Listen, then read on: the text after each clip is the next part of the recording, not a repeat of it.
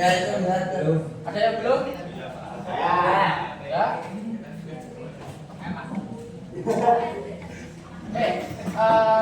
Sebelum belajar pada pagi hari ini, kita awali dengan bacaan Bismillah bersama-sama. Bismillahirrahmanirrahim.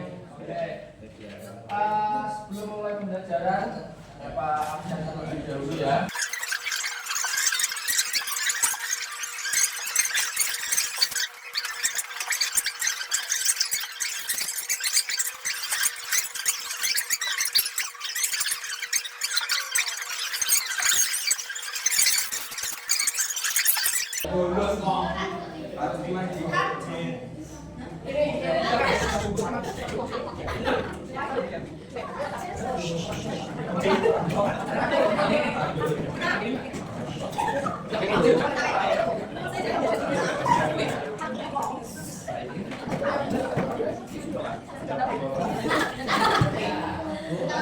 Oke, mulai pembelajaran ya. Siap? Siap? Ya. Kemarin dengan Bu siapa, saudara?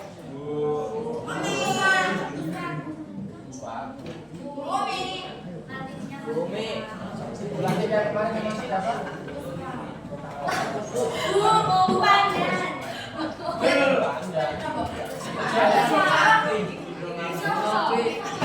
Oke, kemarin sudah dijelaskan langkah-langkah pengertian sejarah. Ada yang masih ingat? Langkah-langkahnya apa aja?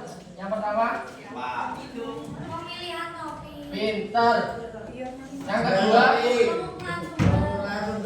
pinter. Ketiga, Kritik sumber. Oke, kritik sumber ada berapa? Dua. Apa aja? Internal dan eksternal. Terus apa lagi? Yang terakhir, yang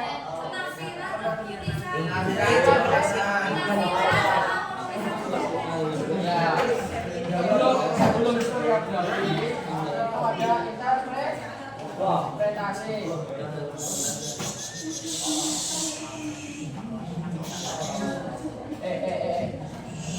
Duduknya ini sini satu loh. Kan mejanya udah disetting dua-dua. Oh iya.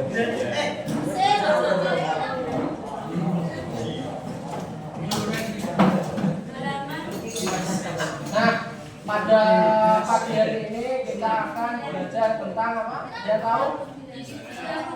Menulis sejarah. Penulisan sejarah. Tahu? Tahu. Historiografi. Ngintip ya. Ngintip ya. Tak ngintip ya. Ngintip sana. Oke, murid-murid semua bisa dibuka LKS-nya halaman 44. Ayo buka. Ini yang belakang ayo. Buka. Ya, belajar buka.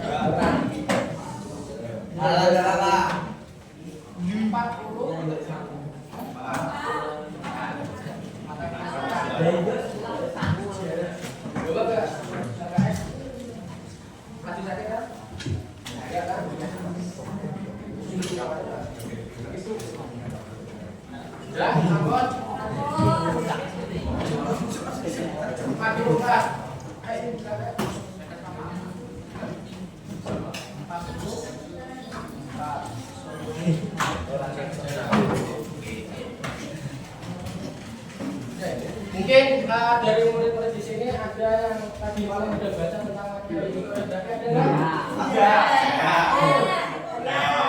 Kalau saya apa? Historiografi apa? Apa tidak?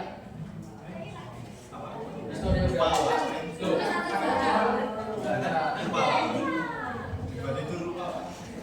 Tadi malam lupa, sekarang nggak ingat. Ada yang tahu? Belum tahu. Belum dipelajari, Pak.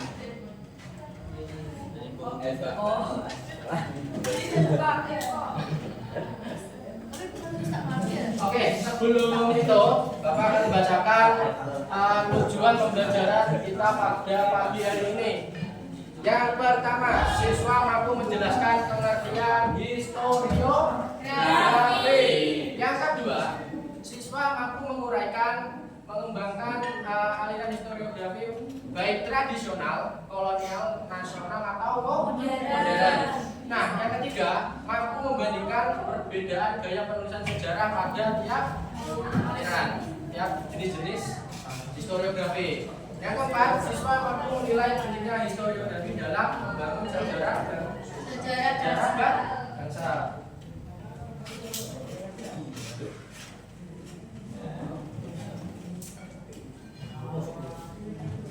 Nah, ada yang pernah lihat di buku ini? Buku apa? Coba dibaca. Baca man. Yang ini man. Orang Jawa. Di Java Apa? Orlok man pada 1825 sampai 1830 Dalam kurung di Java Berong 1825 sampai 1830 Kegurau Haji Degrat siapa ini? Aku. Penulisnya. ya Setelah yang sampai ini hak. Baca hak. Judulnya apa? Perang Jawa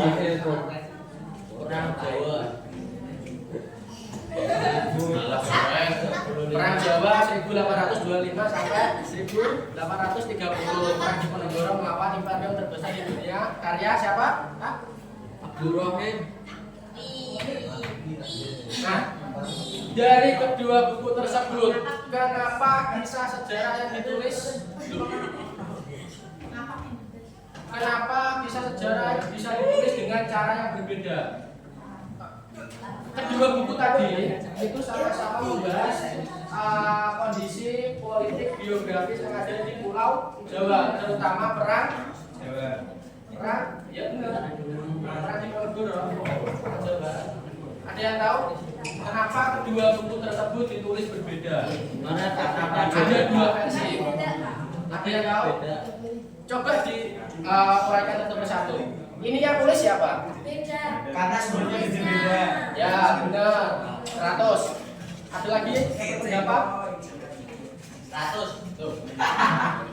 Ini penulisnya siapa? Orang mana? Orang Belanda. Siapa tadi yang bilang Belanda? Saya. Ya, betul, orang Belanda. Yang ini orang mana? Abdurrahim. Orang Indonesia.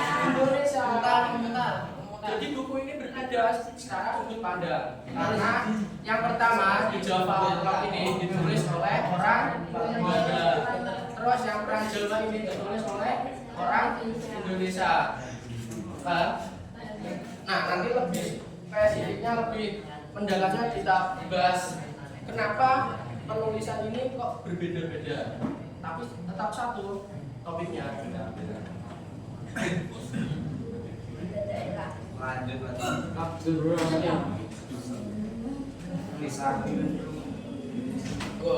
Nah, sebelum itu, apa itu historiografi? Rekonstruksi imajinatif tentang masalah.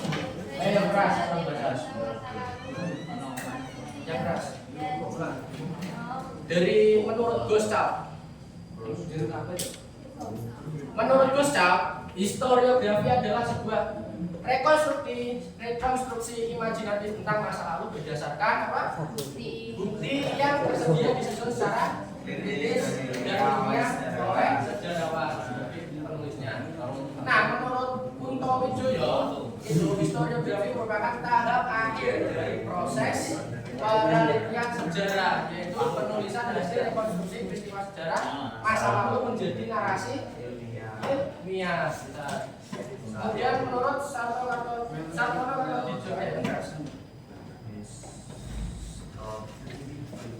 historiografi menjadi refleksi tentang cara penulisan sejarah yang berkembang dalam konteks sosial dan ideologi zamannya. Dengan kata lain, ia mengingat sejarah bukan hanya sebagai peristiwa lokal, juga sebagai proses sosial budaya.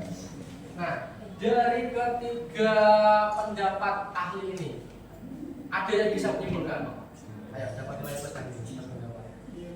Pendapat, ayo. Dari ketiga pendapat para ahli ini, ada yang bisa menyimpulkan nggak? Apa itu historiografi?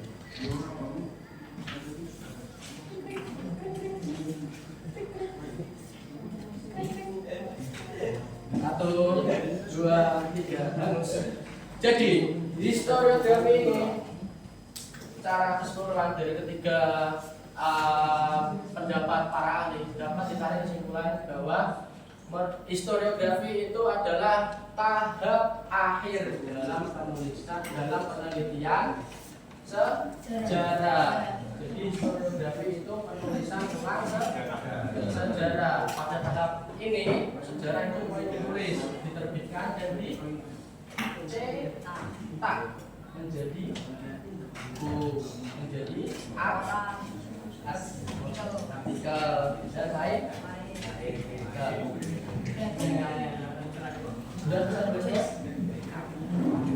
Nah, pengertian umum, kita masuk ke pengertian umum. Historiografi itu berasal dari nama istilah Yunani. Historio, apa itu historia? Nah, secara simpulnya, secara singkatnya adalah sejarah. Historia itu sejarah. Dan grafen, apa itu? Menulis. Jadi, gampang disimpulkan coba. Historiografi apa? Dari menulis. Pintar juga. Jadi historiografi berarti penulisan sejarah, bukan sekedar peristiwa masa lalu, tetapi bagaimana sejarah ditulis dan ditafsirkan oleh siapa? Oleh manusia sebagai penulisnya. Iya, nggak bisa dong. Nah, kita masuk awal mula historiografi di dunia.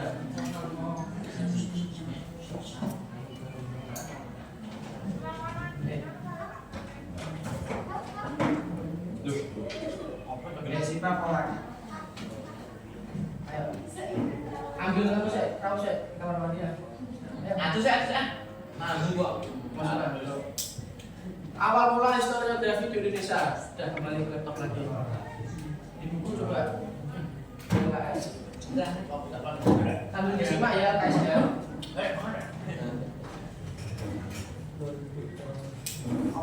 Nah, perkembangan historiografi di dunia itu diawali dari Yunani kuno pada abad ke-5 sampai berapa? Sampai Romawi abad berapa?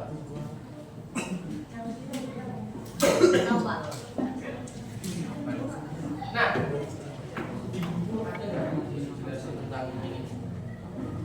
Itu sebagai bapak sejarah. Nggak ada kan? Nah, pada awalnya ada yang tahu Herodotus? Jadi Herodotus adalah tokoh di Yunani. Beliau itu disebut sebagai bapak sejarah melalui karya historisnya.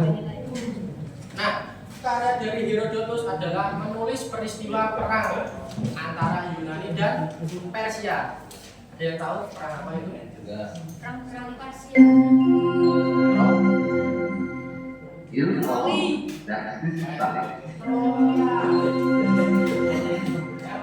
Saatnya jam ketiga dimulai. It's time to begin the third lesson. Setelah malam mereka keluar dari Persia, belum pernah lihat?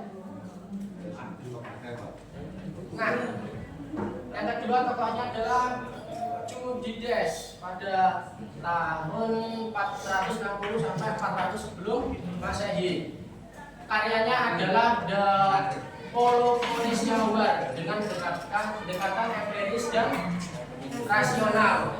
Ia menghilangkan unsur mitos dan menekankan sebab akibat. Jadi zaman Yunani dan Romawi dulu, Yunani, Persia, Romawi itu masih melekat adanya unsur magis.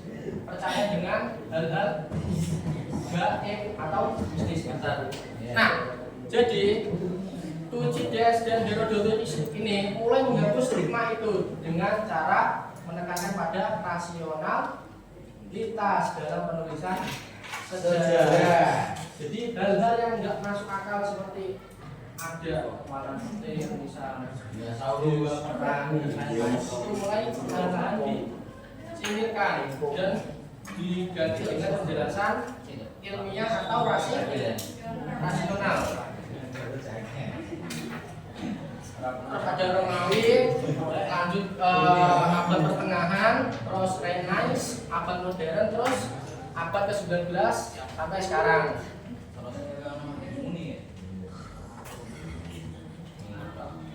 Nah, coba lihat dengan LKS.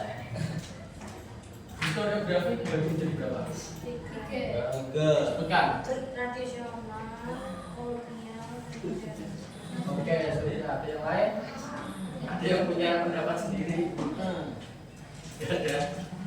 Oke, yang pertama historiografi tradisional adalah penulisan sejarah yang berkembang pada masa kerajaan-kerajaan Nusantara sampai masa Islam. Nah, historiografi ini masuk sebelum datangnya bangsa Barat. Nah, bentuknya masih sederhana, naratif, berbau magis, mengandung kepercayaan, mengandung unsur mitologi, legenda, serta nilai-nilai moral atau religius. Nah, pada masa ini penulisan sejarah ini masih lekat dengan adanya ini mitologi, legenda, serta nilai-nilai moral atau religius. Jadi misal para bujangga kerajaan menulis bahwa rajanya itu memiliki kekuatan super, bisa menggunakan batu yang ukurannya gunung dari satu tempat ke tempat lain. Nah, itu boleh. Kenapa? Nah, semar juga itu juga unsur magis. Terus ada legenda-legenda, mitos, agama pada zaman dulu. Ada yang tahu Nusantara agamanya apa aja? Sebelum Hindu-Buddha, animisme dan kepercayaan. dinamisme, terus masuknya Hindu-Buddha, setelah itu masuk Islam. Setelah bangsa Barat masuk, baru agama Kristen ikut masuk lewat penjelajahan samudra. Itu privatisasinya sama namanya Eva. Nah, yang kedua, apa yang kedua? Historiografi apa? Dengerin. Yang kedua, historiografi apa? Kolonial. Apa itu historiografi kolonial? DK, Ki. Kolonial. Ayo.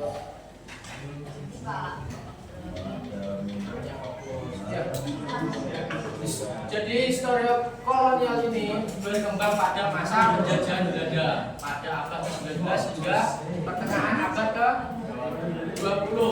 Nah, penulisan sejarah ini mulai menggunakan metode ilmiah dengan standar Eropa, tetapi dengan bias ideologis kolonial karena ditulis oleh orang-orang Barat untuk kepentingan pemerintahan mereka sendiri. Jadi, nah ini masuk ke buku yang apa tadi ya? Didengerin ya, biar kalian paham. Jadi, ini sebuah karya historiografi yang ditulis pada masa kolonial Belanda. Yang isinya, kalau kalian membedah isinya, itu memuat perang Jawa salah satunya. Dan di situ disebutkan bahwa Pangeran Diponegoro itu melakukan pemberontakan terhadap pemerintah kolonial Belanda. Tetapi jika murid-murid semua membaca perang Jawa ini yang karangannya Abdul Rohim, yang penulisnya orang Indonesia, itu disebutkan bahwa Pangeran Diponegoro itu melakukan perlawanan terhadap kolonialisme Belanda. Coba murid-murid pikirkan perbedaan perlawanan dan pemberontakan. Berontak. Lawan itu lawan. Ya, begitu. Lebih spesifik coba. Iya. Ayo. Nah, pada perspektif ini orang Belanda bikin, Pangeran Diponegoro itu seakan-akan memberontak atau tokoh yang jahat. Sedangkan yang di sini yang ditulis orang Indonesia, Diponegoro dianggap sebagai seorang pahlawan. Itu perbedaannya. Karena apa? Historiografi yang dibuat oleh pemerintah kolonial Belanda ini memiliki kepentingannya sendiri sebagai penguat kekuasaan, penguat legitimasi pemerintahan Hindia Belanda di Indonesia. Contoh lagi, jika kalian membaca historiografi Belanda, rakyat Indonesia pasti selalu dijelek-jelekan dengan cara rakyatnya miskin, terus dari segi ilmu nggak berada dan lain-lain. Pasti itu. Itu perbedaan yang latar belakangnya adanya ini. Paham ya? Perbedaan historiografi Indonesia dan paham? Oke. Loh, guyu-guyu dari mana? Bagus kok. Acara? Biatus sih, Pak. Biatus. Ratus. Sama dia tadi.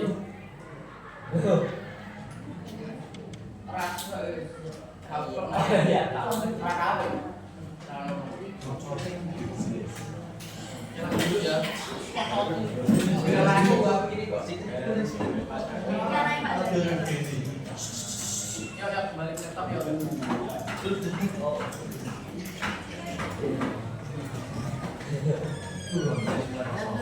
Ya, bawa KS gak mas? Ya. Buka halaman pertama. Di atas lagi. Nah, yang selanjutnya adalah historiografi Wajri. Historiografi apa? Nasional. Itu muncul setelah periode kemerdekaan Indonesia. Kapan Indonesia merdeka? Indonesia merdeka kapan? 17 Agustus 1945. Sebagai reaksi terhadap dominasi kolonial. Tujuannya adalah merekonstruksi sejarah dari perspektif kolonial, perspektif Belanda menjadi perspektif nasional Indonesia dengan metode ilmiah yang modern.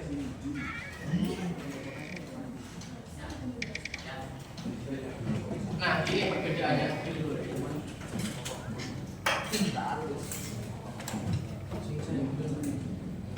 Nah, ini kita bicara.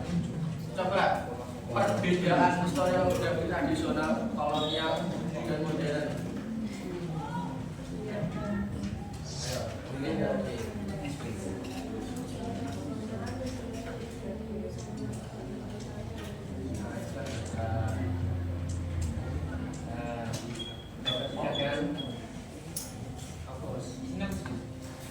nah, ini perbedaan antara historiografi tradisional dan historiografi modern.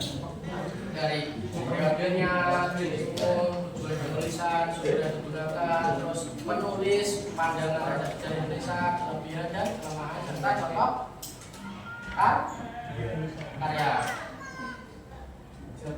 Mau ditulis? Gak usah. Lanjut aja. Pak. Yakin? Aku kok, Pak. Nah, kita kembali ke historiografi tradisional. Kalau di buku historiografi tradisional dicari LKS ya, ada berapa di situ? klasifikasinya? Ada dua. Ada dua. Apa aja? Historiografi tradisional bagi juga historiografi tradisional bagi. Nah, tadi yang sudah Bapak sebutkan kan bahwa kategori historiografi tradisional ini pertama adalah historiografi Hindu-Buddha pada abad 5 sampai 15, terus historiografi Islam 13 sampai 19 maksudnya Islam. Terus perbedaannya itu Islam lebih muda dan mempengaruhi Jawa. Jadi penulisan sejarah pada masa ini tapi berpengaruh historiografi Islam karena sebagai media dakwah melalui cerita sejarah. Kalau sifatnya masih sama, ini sakral, magis, percaya dewa, terus berbau benih. Yang Islam itu religius, teologis, raja sebagai khalifah. Terus pergeseran konsep kekuasaan. Dia sebenarnya Suyai, pergeseran kekuasaan. Pergantian raja, lengser raja, lengser ganti ada perang. Itu pokok berulang-ulang terus. Terus tujuannya adalah ini legitimasi raja, penyebaran agama Islam dan legitimasi spiritual ke moral.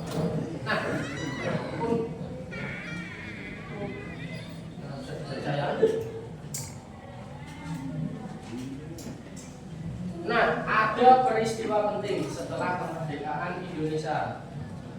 Dalam hal ini tanda kutip adalah kebangkitan historiografi yang ada di Indonesia.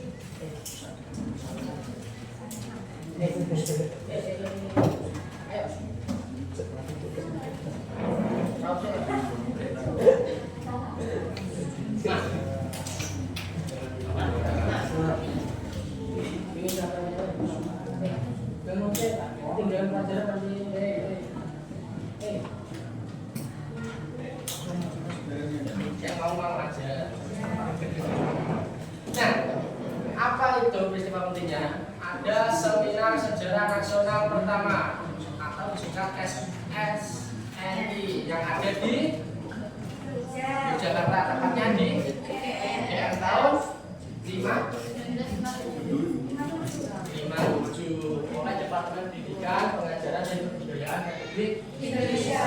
Apa tujuannya?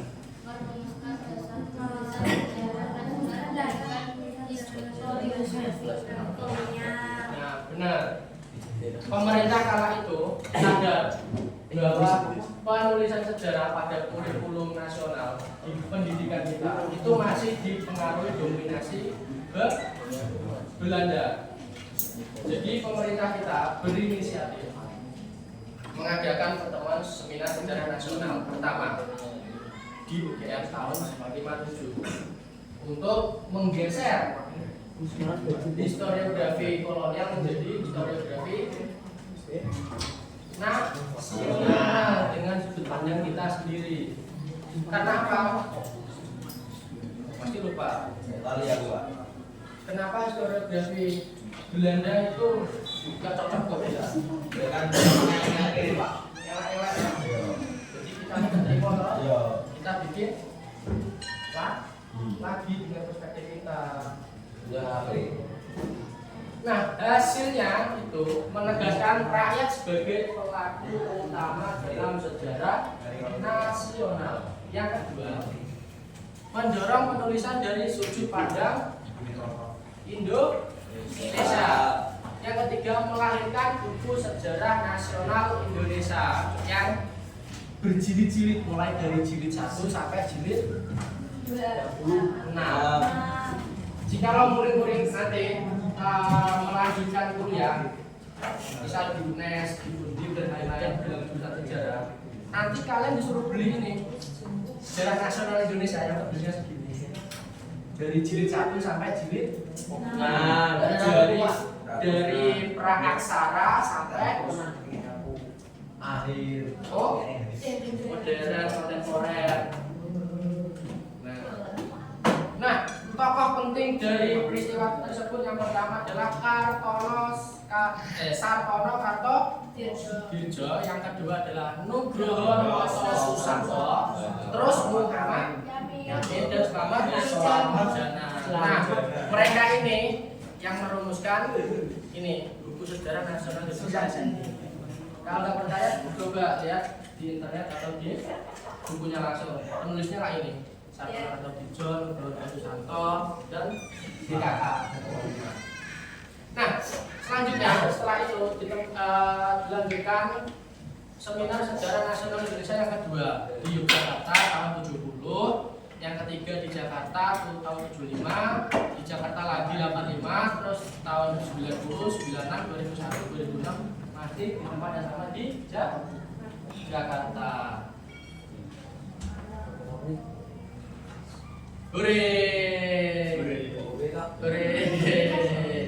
Nah, untuk mengetahui seberapa paham kalian dengan materi yang Bapak sampaikan pada pagi hari ini, kalian buat kelompok.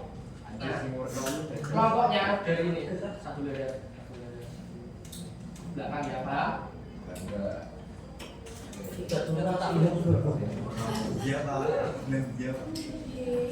Terus susun naskah historiografi, yaitu berdirinya SRK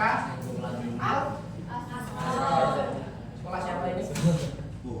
Sekolah kita. Terus, nah, boleh menggunakan gaya naratif, analisis, dan deskriptif. Bisa kalian pilih salah satu. Mau dinarasikan boleh, dideskripsikan boleh, dan dianalisis boleh. Nah, boleh cari sumber di internet, terus dicantumkan sumbernya, ambil sumber dari mana, terus tulis pada kertas, sampaikan jam 15 menit, terus dipresentasi kan di depan kelas. Yuk, mulai bentuk kelompok yuk. Belakang sana. Yuk, mulai rapat yuk, kelompoknya masing-masing.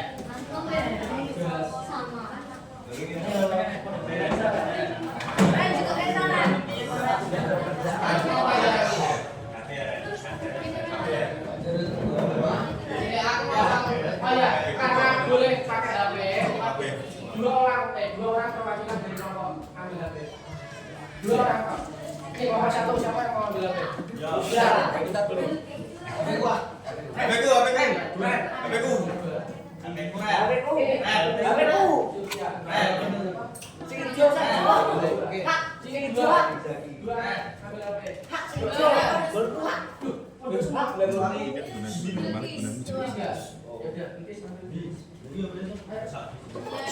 Waktunya 15 menit aja. Iya, sampai ini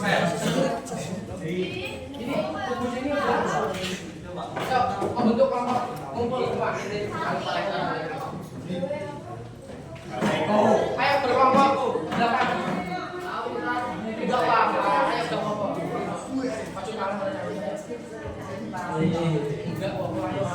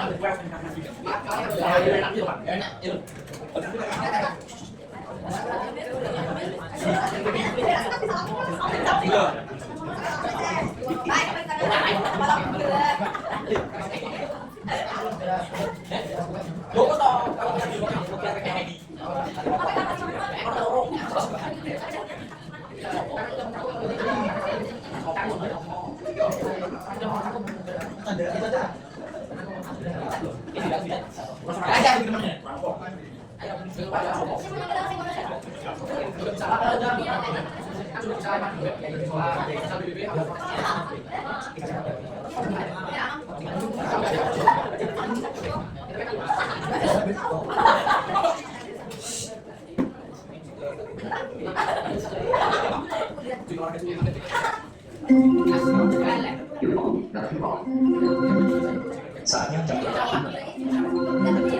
It's time to get married.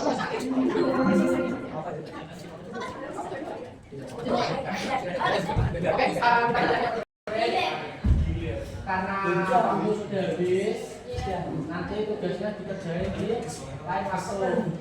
Bapak tunggu besok jam 10 di Bapak yang awalnya dipresentasikan di kelas nggak jadi ya Pak. Oke, tapi tetap dikerjain ya. Oke. Jangan lupa di lembar jawabannya dikasih identitas nomor pertama, nama anggota, absen, terus laporannya mana yang ngerjain, yang nggak ngerjain tulis aja. Ya.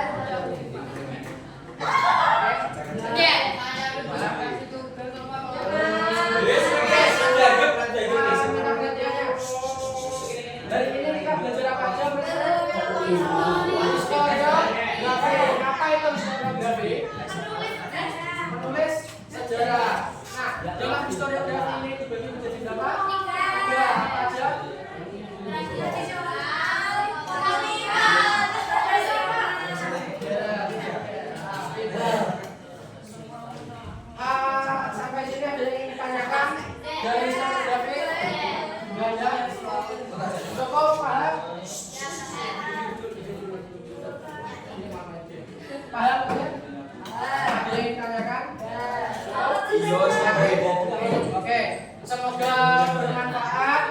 lebihnya Bapak mohon maaf. Bapak akhiri. Wassalamualaikum